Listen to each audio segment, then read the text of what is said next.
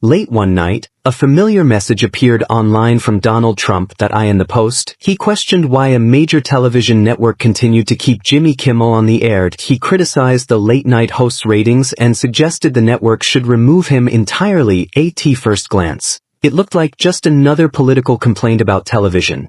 But for many viewers, the message felt like something more. It felt like the beginning of a much bigger conflict, one that sits right at the intersection of political power, media criticism, and late-night comedy.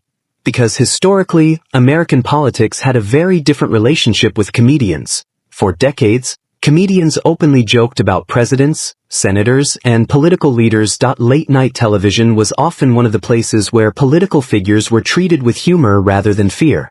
Icons like Johnny Carson and Bob Hope built entire careers making lighthearted jokes about whoever happened to be in power, and most political leaders understood something important about those jokes. They were part of public life. Being roasted by comedians was simply part of the job description. In fact, many presidents even appeared on comedy programs themselves, laughing along with the jokes. It was considered a sign of confidence. But over time, the relationship between politics and comedy started to change. In recent years, late-night television has become much more politically focused.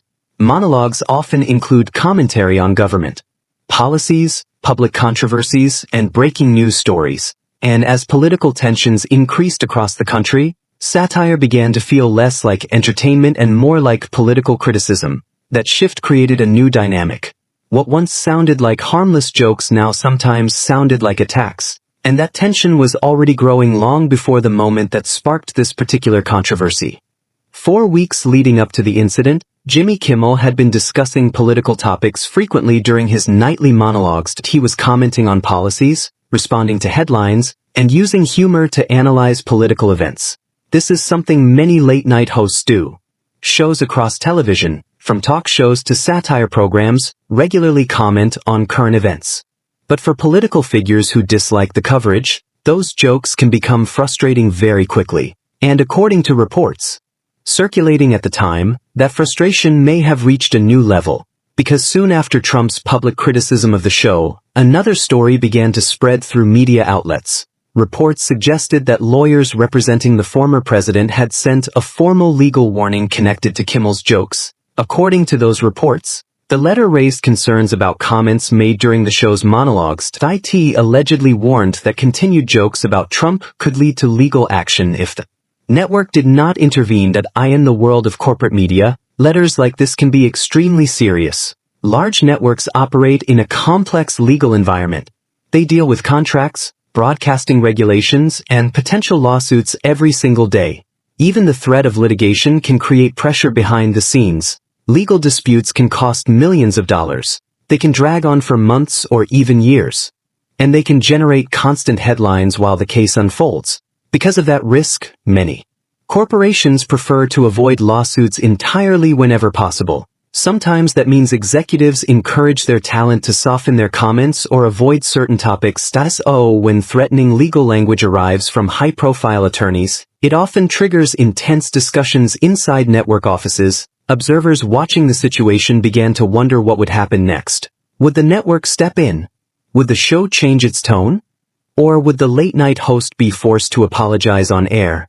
Many people assumed the most likely outcome would be a quiet compromise. Perhaps the jokes would simply disappear from the monologue. Perhaps a carefully worded statement would appear, clarifying that no offense was intended.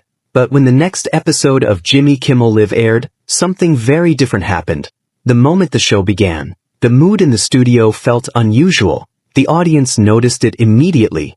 Normally, the show begins with energetic music and an upbeat introduction. But this time, when Jimmy Kimmel walked onto the stage, his demeanor appeared more serious than usual. Instead of launching into a series of quick jokes, he paused. In his hands, he held a stack of papers. He told the audience that the documents represented a legal message related to the show's recent jokes. The room quickly grew quiet. Instead of ignoring the issue or pretending nothing had happened, Kimmel chose to address it directly. He began reading portions of the warning letter out loud. He described the claims that the jokes were harmful and that legal consequences might follow if they continued. As he read the formal legal language, something interesting happened inside the studio. The tone of the letter, serious, technical, and threatening, felt completely out of place in a comedy show. The contrast between the legal jargon and the setting of a late-night talk show created an almost surreal moment. Some members of the audience began to laugh, not because of a traditional punchline but because of the strange collision between two worlds, corporate legal language and late-night comedy. But Kimmel didn't stop there. After reading the letter, he shifted the conversation towards something much bigger than the joke itself. He began discussing the role that satire has historically played in American media. For generations, comedians, journalists, and entertainers have used humor to question authority. They have commented on political decisions. They have criticized powerful figures. And they have done it in a way that audiences could understand. Comedy has often served as a way to simplify complicated issues. A joke can sometimes explain a political controversy faster than a long policy speech. According to Kimmel, that tradition matters. He argued that the ability to criticize leaders openly is closely connected to the idea of free expression. In democratic societies, public figures are often subject to scrutiny, commentary, and satire. That criticism does not always come from journalists. Sometimes it comes from comedians, and sometimes the jokes land harder than expected. The studio remained unusually quiet as he finished explaining his position. The moment felt less like a comedy routine and more like a public statement. Then he delivered his response. Instead of apologizing or promising to stop the jokes, he rejected the demand and continued with his show. The reaction inside the studio was immediate. The audience responded with applause and cheers. But the real impact came later. Clips from the segment quickly began circulating online. Within hours, the moment was spreading across social media platforms. Viewers shared the video, discussed the controversy, and debated the larger issue behind it. Some praised Kimmel for refusing to back down. They saw the moment as a defense of political satire and free speech. Others argued that late-night television had become too politically focused. They believed comedy shows should stay out of political debates entirely. The discussion quickly moved beyond the original joke. Instead, it became a broader conversation about media, politics, and the limits of satire. Legal experts also began weighing in on the situation. Many explained that satire involving public figures is generally protected under American free speech principles. Courts have historically recognized that parody and humor are forms of expression, especially when the jokes involve politicians or public officials. Because those individuals hold positions of influence, commentary about them is often considered part of public discourse. That does not mean every joke is harmless, but it does mean the legal boundaries around satire are complicated. If a legal battle were to occur over a comedy monologue, it would likely involve complex constitutional questions, questions about speech, questions about satire, and questions about the role of entertainment in political commentary. Ultimately, the situation highlighted something interesting about modern media. Late-night television is no longer just entertainment. For many viewers, it has become a source of political discussion and analysis. Monologues now often blend humor with commentary on current events, and because those topics involve real political leaders, the reactions can be intense. What began as a single joke can quickly turn into a national conversation. That is exactly what happened in this case. Within a matter of days, the moment had become one of the most talked about television segments of the week. News outlets discussed it, social media debated it, and audiences across the country shared their opinions about what it meant. Some saw it as an example of comedy standing up to political pressure. Others saw it as proof that the lines between entertainment and politics have become increasingly blurred. But regardless of which side people supported, the incident revealed something important. The relationship between political power and media commentary is constantly evolving, and comedy is often right in the middle of that conversation. For decades, late-night shows have played a unique role in American culture.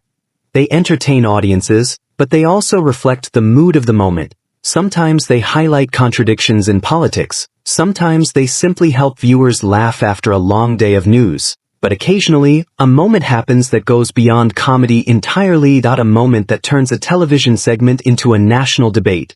This was one of those moments, and whether people agreed with the jokes or not, it reminded viewers of something fundamental about media and democracy. Public figures will always face criticism. Sometimes that criticism comes from journalists, sometimes it comes from voters, and sometimes it comes from comedians standing behind a desk with a microphone. The real question isn't whether those jokes will exist. They almost certainly will. The question is how audiences interpret them. Do they see them as harmless satire, or do they see them as something much bigger? So now I want to hear from you. Should comedians have complete freedom to joke about political leaders?